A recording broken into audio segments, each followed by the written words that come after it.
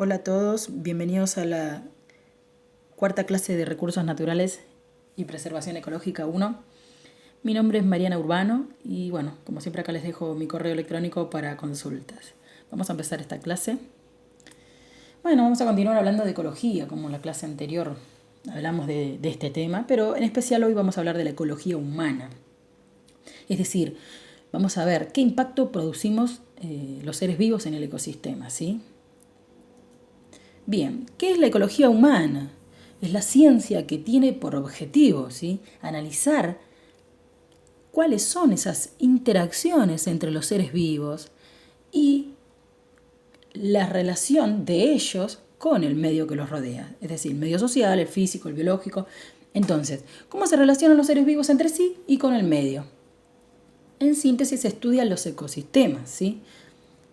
Bien, ¿y de qué me sirve estudiar los ecosistemas o las relaciones entre los seres humanos y las relaciones que tienen los mismos con el medio que los rodea? Me servirá entonces para favorecer el equilibrio, es decir, para luego realizar acciones o recapacitar acerca de lo que se está haciendo mal en ese ecosistema y tratar de solucionarlo, para que se entienda. Bueno, entonces es la relación que tiene el ser humano con el ambiente, es decir, el entorno que lo rodea, y el ecosistema. Obviamente entre los seres humanos también, ¿sí? Se estudia la relación entre los seres humanos y también con el ambiente y cómo se relaciona con el ecosistema. Vamos a ver que entonces el hombre interviene de forma negativa o también puede hacerlo de forma positiva. Negativamente puede hacerlo a través de sobreexplotación, por ejemplo, ¿sí? Sobreexplotar algunos recursos naturales, como hablamos anteriormente en otras clases. Utilizar, por ejemplo, recursos que sean, por ejemplo, el agua. El agua, si lo sobreexplotamos, sabemos que hay poca agua dulce, como hablamos en otras clases. Entonces, si utilizamos o la mal utilizamos, sabemos que a largo plazo, por más que sea un recurso natural renovable, vamos a ver que vamos a estar en problemas. Y también la contaminación, por ejemplo, también altera negativamente los ecosistemas. La contaminación del aire, de acústica, del agua, hay muchos tipos de contaminación del suelo que estuvimos viendo. Estos tipos de contaminación entonces alteran a los ecosistemas y la relación que poseen dentro de los ecosistemas los seres vivos que son parte de él, ¿no? Bueno, entonces, ¿hay intervención del hombre positiva? Sí, hay. Hay se utiliza el ecosistema, pero también, por suerte, podemos decir que hoy día hay uso responsable de los recursos naturales, por ejemplo. Y bueno, se trata de recuperar algunos ecosistemas. Por ejemplo, vamos a mencionar la reforestación, ¿sí? Sabemos que está la deforestación, es decir, la tala de árbol indiscriminada, que es horrorosa y que causa problemas en el ecosistema. Por ejemplo, inundaciones, porque el árbol tiene muchas funciones. Una de ellas es absorber el agua del suelo y mantener el equilibrio, por ejemplo, del agua en él o de la humedad del suelo. Si yo talo todos los árboles de un territorio, voy a causar que a la larga haya una inundación, por ejemplo, o inundaciones seguidas. Entonces ese ecosistema se va a ver afectado. Ahora, ¿cómo recupero? Ahí hablamos de algo positivo. El ser humano tala los árboles, trata de recuperarlo, pone otros árboles.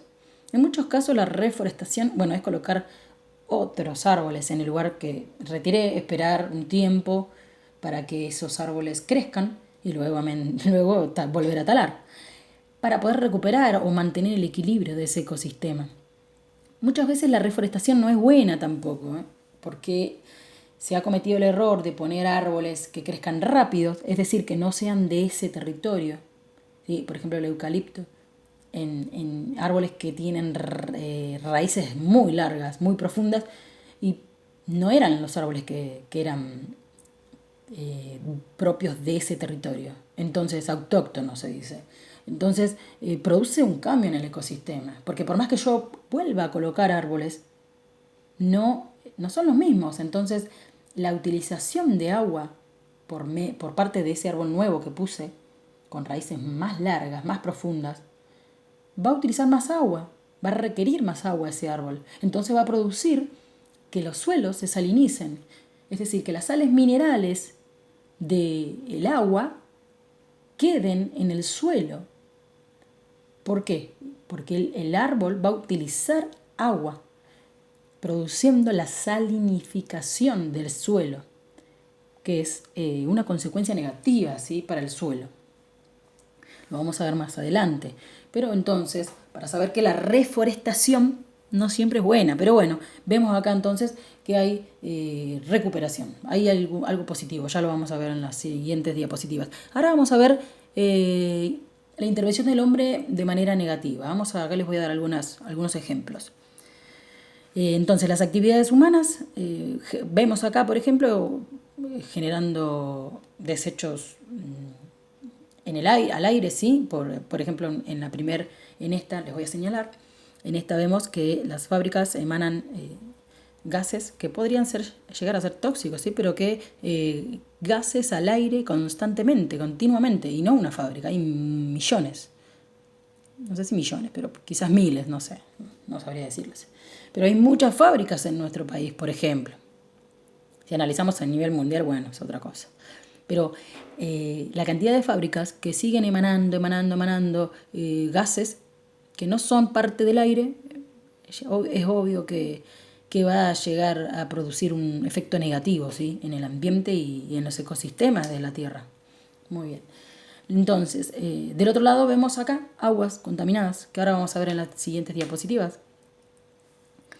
Por ejemplo, derrames de petróleo, ¿sí?, contaminadas por aguas que, por ejemplo, pueden venir de otros sectores, ¿sí? Se puede producir derrame por parte de barcos que pueden trasladar petróleo, ¿sí?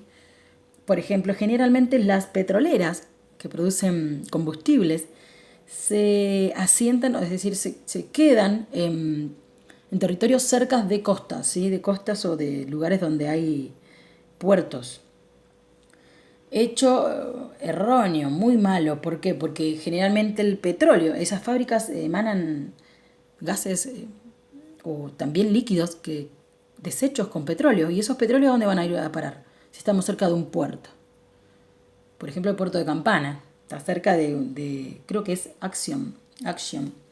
Entonces se derrama, ahí vemos un ejemplo. Que vemos que el petróleo tarde o temprano va a llegar a las aguas, ¿sí? Y tarde o temprano llegará al río Paraná. Y el río Paraná abarca muchísimo, está llegando al Chaco, provincia del Chaco. Bueno, desde Buenos Aires podemos conectar también Chaco, ¿sí? Tienen conexión, entonces, ¿cuánto podría llegar a viajar el petróleo? Eso es algo para recapacitar.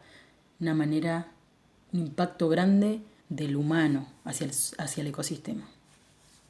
Acá vemos residuos urbanos también, que las actividades humanas que el hombre, por ejemplo, en los hogares, tratan, por ejemplo, al lavar los platos, al lavar el auto, con detergentes, que también llegan a las aguas y con el tiempo se pueden tomar contacto esas aguas con otras, con cloacas, ¿sí?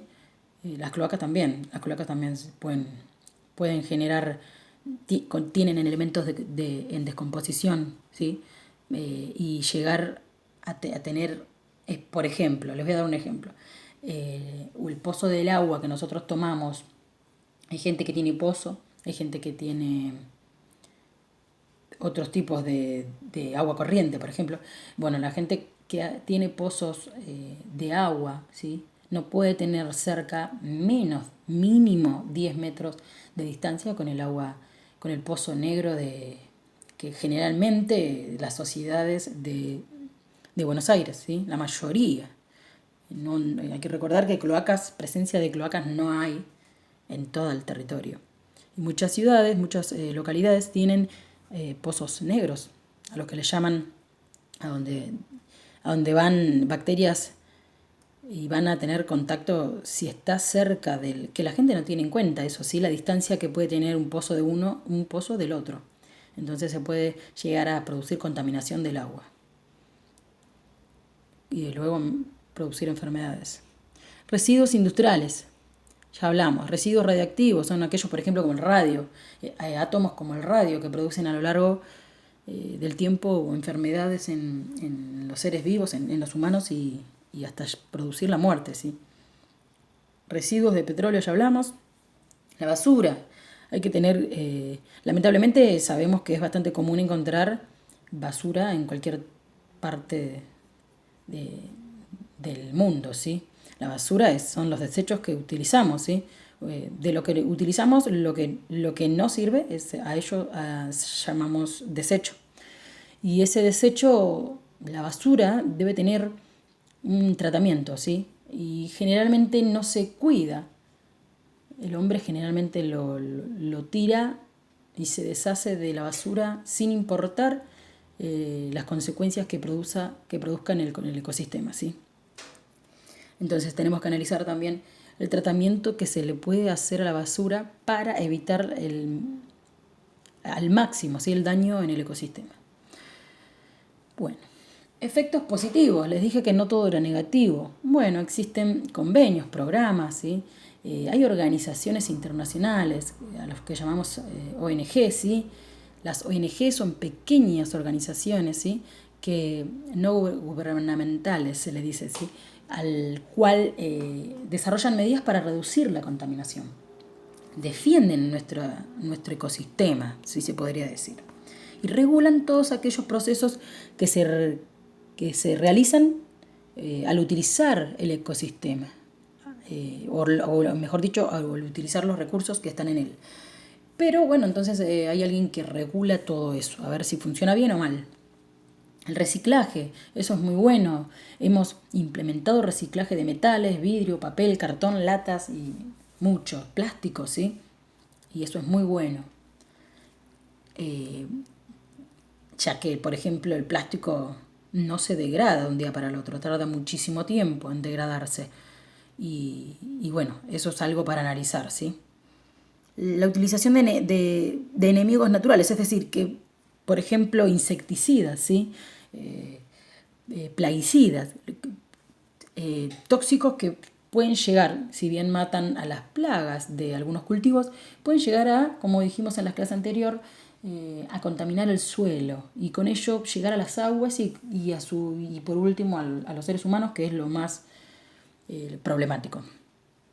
Bien, entonces hay gobiernos y países americanos que han creado instituciones internas para el manejo, ¿sí? O sea, que protegen los recursos naturales, ¿sí? Son conservacionistas del medio ambiente, entonces, y controlan el uso inadecuado de los recursos naturales y evitan, ¿sí? Y controlan la contaminación y evitan la contaminación sobre todo. Entonces eso es muy positivo. Efectos de la intervención humana en tramas alimentarias. Positivos. Estos son ejemplos de positivos. Programa de reintroducción de especies degradadas. Por ejemplo, se reintroducen especies en un ecosistema que se perdió o, por ejemplo, que se está a punto de extinguir. Y se procura que se reproduzca. ¿Para qué? Para asegurar que esa especie no se extinga. ¿La extinción qué es? Es la desaparición, ¿sí? De una especie en el ecosistema. Es muy grave, es muy grave. Es una problemática grande la desaparición de una especie, porque ya hablamos la clase pasada de los niveles tróficos, ¿sí?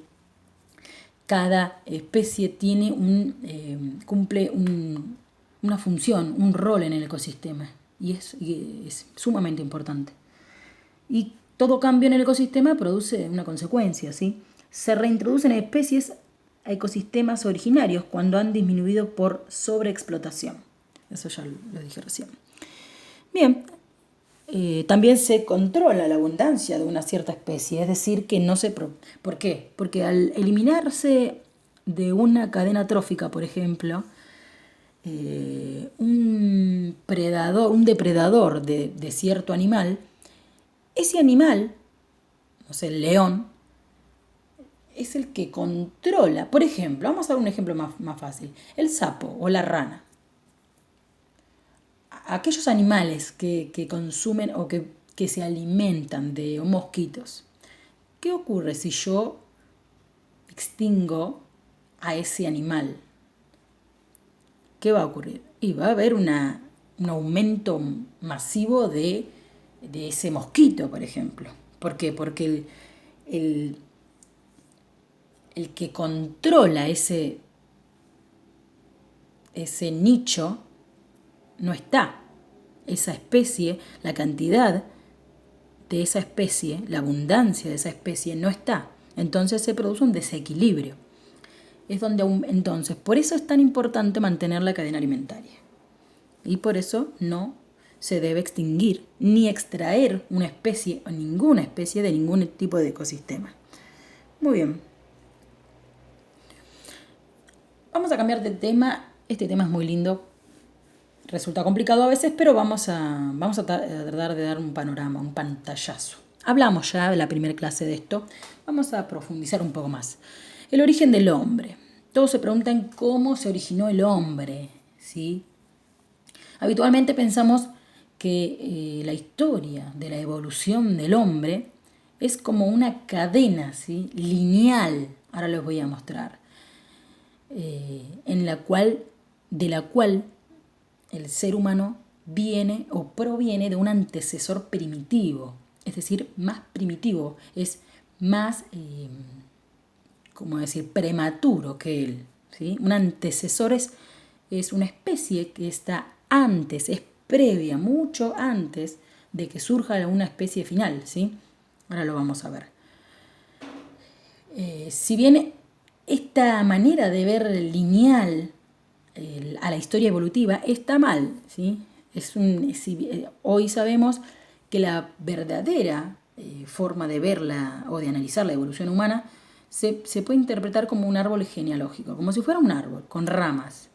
Y las ramificaciones son diferentes especies que surgen y que convivieron en un determinado tiempo. Al mismo tiempo coexistieron varias especies. Entonces, ¿qué podemos decir? Que el hombre no surgió como hombre así como somos hoy, sino que proviene, ¿sí? Surge de la evolución, de un proceso evolutivo de otras especies. Lo vamos a ir viendo, tranquilos. Entonces, no se debe caer en el error, acá les puse.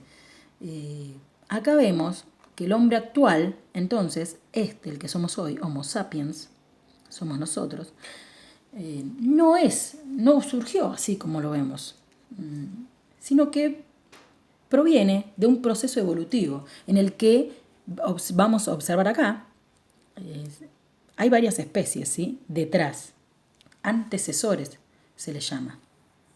A todo el conjunto se los llama homínidos, ¿sí? A toda la especie, a todas las especies, podemos decir, de la cual formaron parte hasta del proceso evolutivo del hombre, hasta llegar a lo que somos hoy, al Homo sapiens, se le llamó entonces homínidos.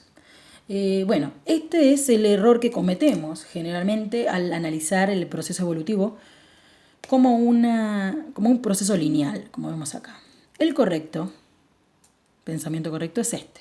Acá vemos la gran variedad de especies, la cual son antecesoras, ¿sí? Acá vemos Homo sapiens, acá, Homo sapiens. Entonces, vemos que tenían diferentes cráneos, ¿sí? Vamos a ver acá, ahora igual les voy a mostrar una mejor imagen, pero quería que vean cómo se forma, como si fuera un árbol, ¿sí? Vemos que tenemos entonces esta especie que convivió al mismo tiempo. Estos son millones de años, ¿sí? Esto es la actualidad, 1 millón de años atrás, 2 millones atrás, 3 millones, 4 y 5 millones atrás. Entonces, hace 5 millones de años atrás, entre 4 y 5 millones, vivió esta especie, los Ardipithecus.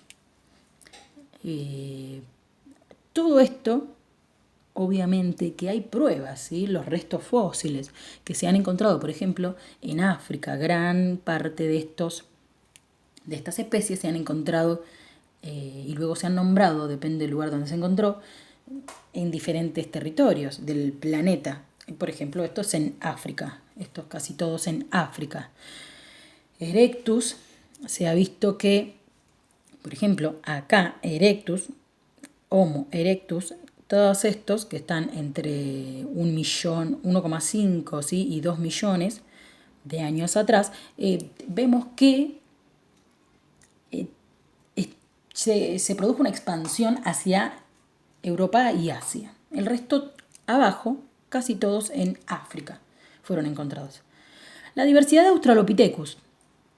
Australopithecus fueron los que, vamos a volver anterior, primero tenemos Ardipithecus. ¿Sí? Los Ardipithecus primero eran caracterizados, son estos, entre 4 y 5 millones de años atrás.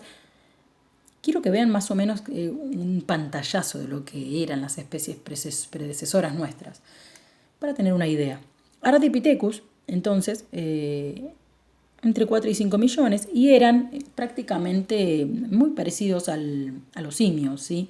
Los simios no son antecesores nuestros, sino que son como una rama que vendría por acá. Son como una especie, saldría de todo esto, ¿sí? Ojo, fuera, son como unos primos.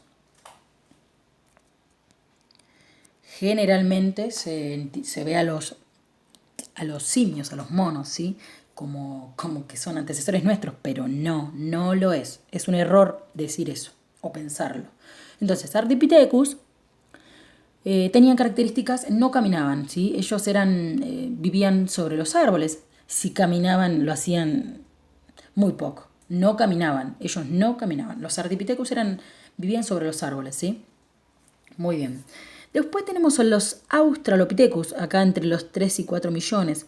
Tenemos Australopithecus, Afarensis, Gardi, Africanus, ¿sí?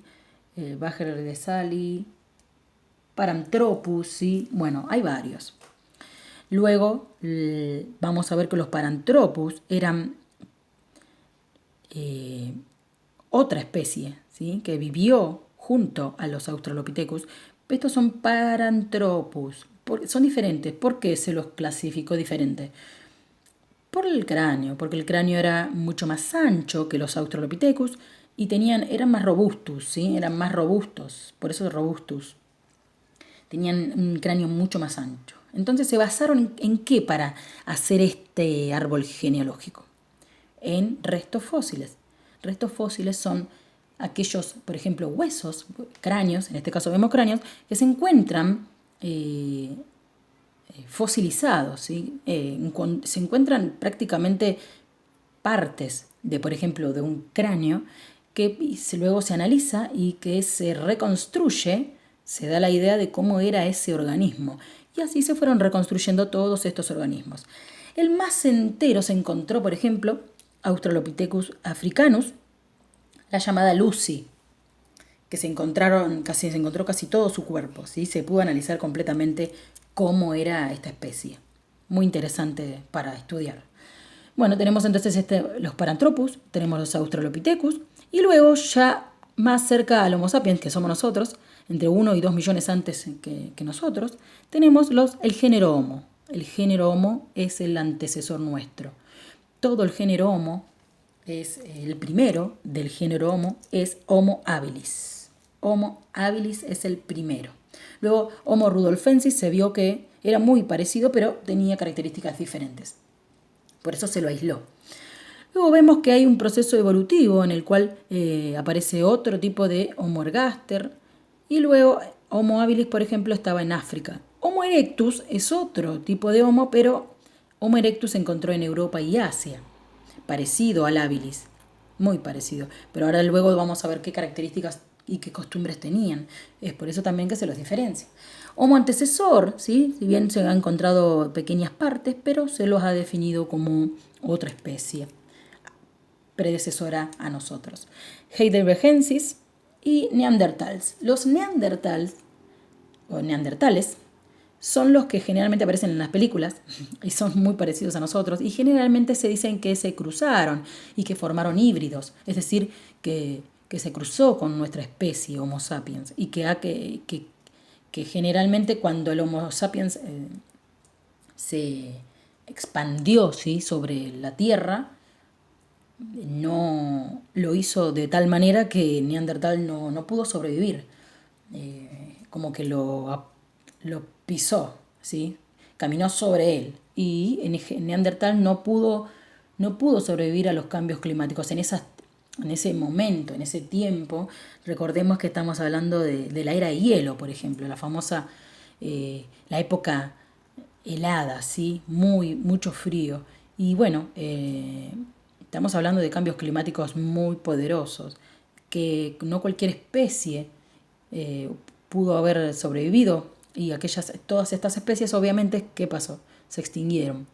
Muchas fue por la presión del ambiente, ¿sí? El ambiente, si una especie no se adapta a un ambiente, desaparecerá. Si esa especie no puede alimentarse, no puede reproducirse, no puede cumplir con todas las funciones vitales para sobrevivir, entonces desaparecerá. Eso es muy simple de entender. Muy bien. La diversidad del Australopithecus, dijimos que entonces Australopithecus está entre 3 y 4 millones. Los Ardipithecus eran los primeros. Australopithecus, que son los segundos, el segundo grupo, como vemos acá, entre 3 y 4, que tenemos africanos, ¿sí? Por ejemplo, Garry, el afarensis, ¿sí? El afarensis es el Africanus afarensis, son los más conocidos. Muy bien, la diversidad de Australopithecus. Australopithecus, dijimos afarensis, Garry, Africanus, hay varios. Estaba originada ¿por qué? Por acumulación de cambios que no ocurren. Es decir, acá quiero decirles que cada cambio, ¿sí? Esta especie es diferente a esta es diferente a esta es diferente a esta es diferente a esta. Estos son la especie género Homo, diferenciada del Australopithecus. ¿Por qué? Porque tiene características diferentes, adaptaciones diferentes. Entonces, como veníamos hablando de las adaptaciones, decimos que esta especie, por ejemplo, esta se extinguió, esta se adaptó, pero luego esta se adaptó, esta luego se extinguió. Entonces, ¿qué es lo que produjo que esta sea más evolucionada que esta? Por decirlo, porque tampoco se habla de más evolucionada, sino de adaptación al ambiente. Un conjunto, un acúmulo de cambios, ¿sí? Un acúmulo de cambios, acumulación de cambios. Que estos cambios, como les estoy diciendo acá, va a lo largo de millones de años, ¿sí? Millones. Entonces, no ocurren, son graduales, no ocurren de un día para el otro. Son cambios selectivos del ambiente. El ambiente genera una fuerza, eso decía Darwin, que una presión tal que se producen cambios en ese organismo a lo largo de millones de años. Y ese cambio podrá hacer que, por ejemplo, esa nueva especie que surja se adapte al ambiente o no. Puede ser un cambio positivo y también puede ser un cambio negativo. Muy bien. Dio origen a nuevas especies que poblaron África desde hace millones de años. Bueno, acá lo mismo que les hablé anteriormente. Hablamos de Ardipithecus y dice que son los primeros, ¿sí? Y ellos estaban sobre los árboles. Después tenemos a los Australopithecus. Estas especies caminaban erguidas, ya se sabía que podían caminar, no completamente, pero ya caminaban en 2 patas. Eran bípedos, en 2 patas. Y bueno, todavía seguían trepando árboles. Por eso les digo que no por completo, no eran bípedos completamente. Luego se aisló otro tipo de, estos son acá, se ve un sombreado en amarillo, Australopithecus, abajo Ardipithecus, arriba género Homo. Nosotros pertenecemos al género Homo. Entonces, en este género Homo, en esta especie, se caracteriza por el aumento del tamaño del cráneo. ¿Por qué? Entonces se las aisló al género Homo de los Australopithecus, principalmente porque eran totalmente bípedos. Estos ya eran totalmente bípedos, tenían un cráneo muchísimo más grande, es decir, que podían tener un cerebro un poco más grande que estos. ¿Por qué se piensa que el cerebro creció, suponiendo? El aumento craneal se pudo haber pudo haber sido producto de el aumento del mejoramiento de alimentación. Estos eran herbívoros, estos vivían en los árboles, entonces comían hierbas, frutos secos, semillas. Estos también vivían en los árboles todavía, pero empezaron a ser bípedos, así que probablemente podrían haberse alimentado un poquito más variado.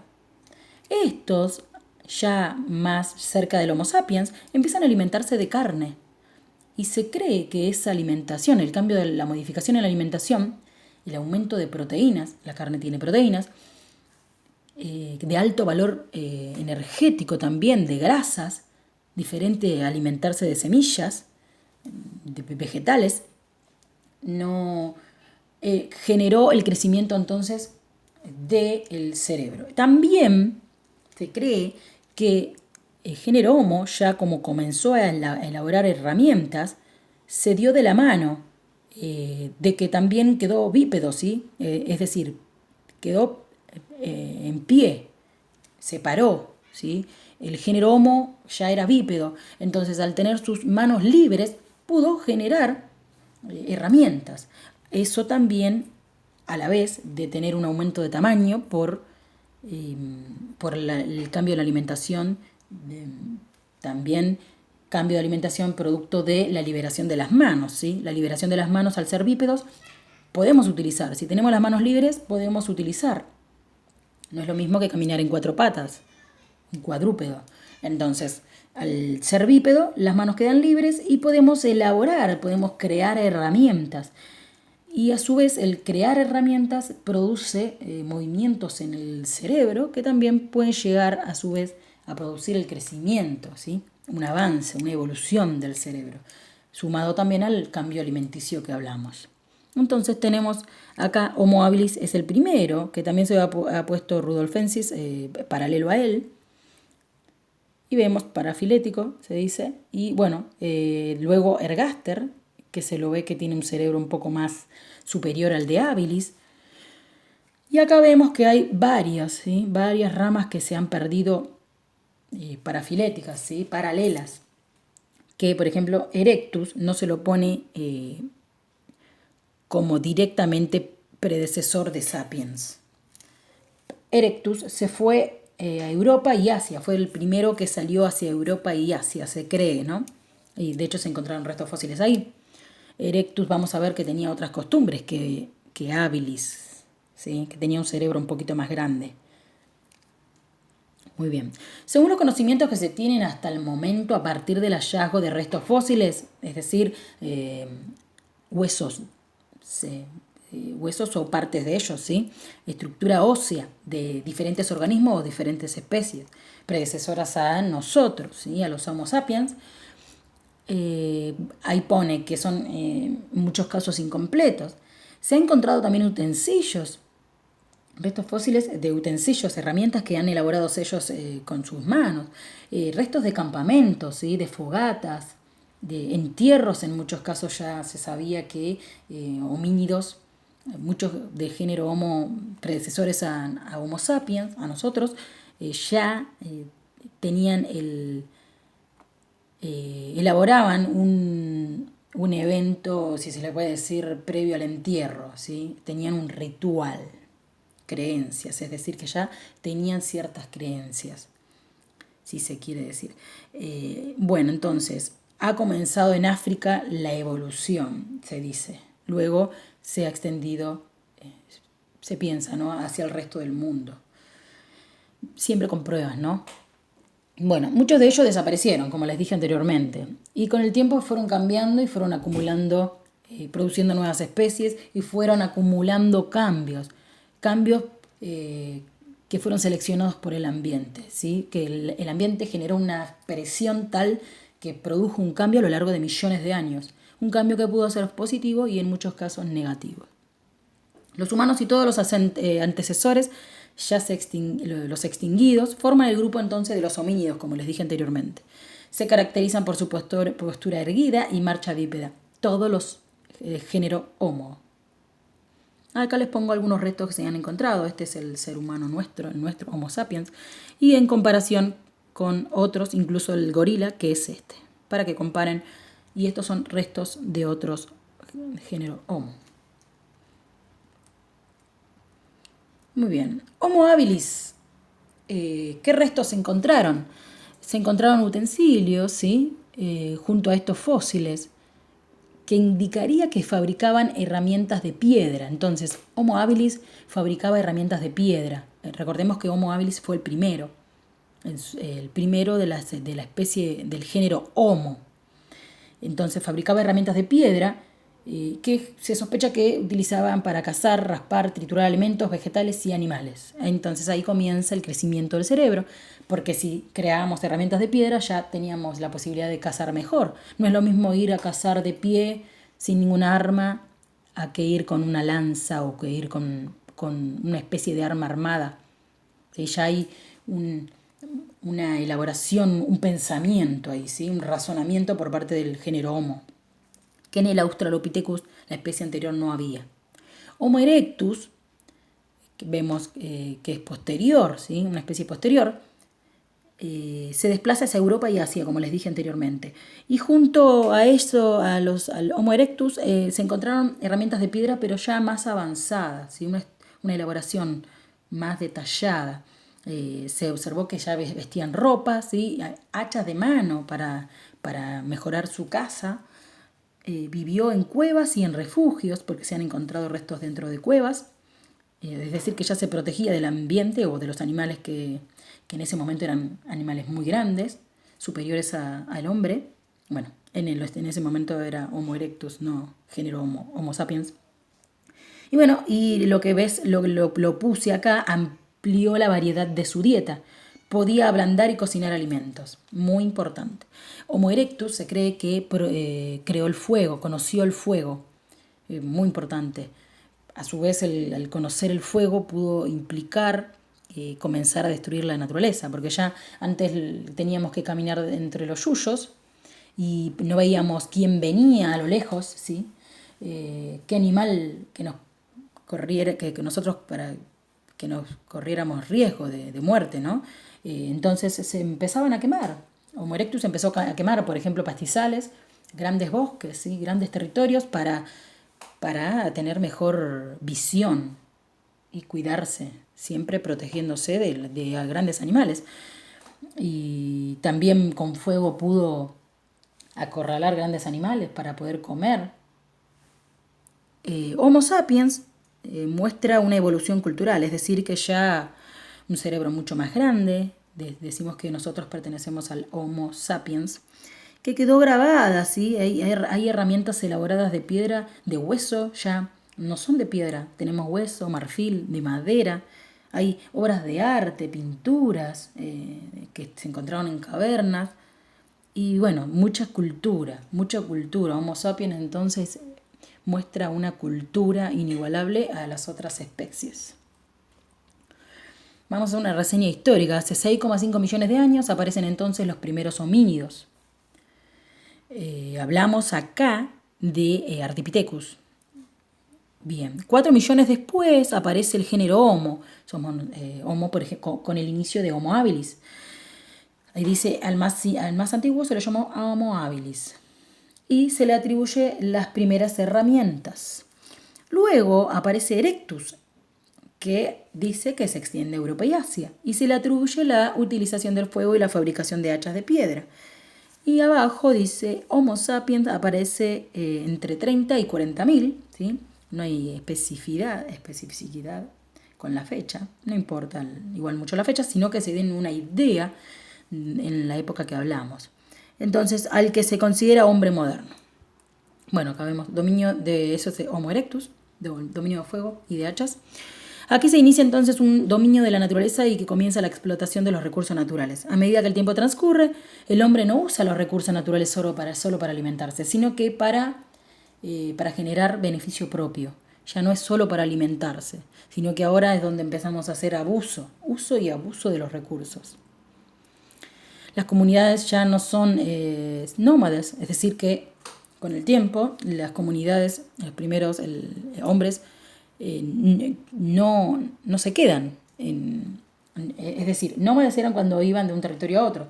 Empiezan a quedarse, empiezan a ser sedentarias, lo que provoca, ya lo vimos en la clase 1, si no repasen esa clase que está muy buena, y surge así la agricultura, la pesca, la ganadería, ¿sí? Porque no es lo mismo ser nómade, andar de un territorio en otro, que quedarme, porque si yo cosecho, por ejemplo, soy cazador-recolector, y justo se me cayó una semilla, pero tengo tiempo para quedarme porque ahora soy sedentario, esa semilla puede germinar y así producir cultivos, porque me quedé. Entonces el hombre, así surge la cultura, ¿sí? La agricultura.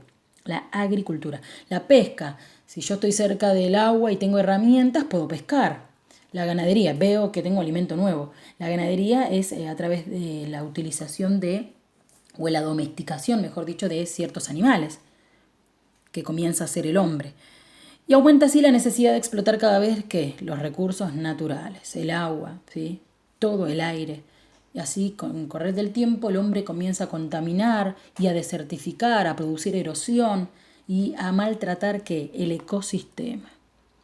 Desde siempre y hasta la actualidad y con las actividades que el hombre realiza van a influir sobre el medio ambiente, en algunos casos positivamente y negativamente como vimos al comienzo.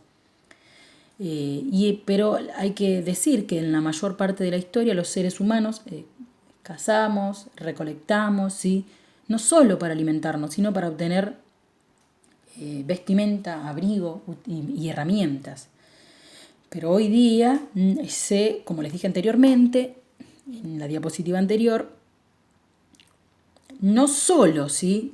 se comienza a utilizar los recursos naturales, por ejemplo, para maquinarias, no solo para procesos internos, sino para procesos externos. Ahora te vuelvo a preguntar nuevamente lo mismo que al comienzo, ¿sí? Entonces, ¿qué impacto producimos en el ecosistema los seres humanos? Te lo dejo esa preguntita para que analices. Luego de que vimos todo el impacto que producimos o cómo el hombre a medida que fue surgiendo o que surgió la especie Homo sapiens, ¿qué impacto produjo la aparición del hombre en el ecosistema? ¿Bueno, positivo o negativo? Hasta acá llegamos con la cuarta clase. Nos vemos la próxima y saludos. Cualquier consulta, te deje mi correo. Saludos.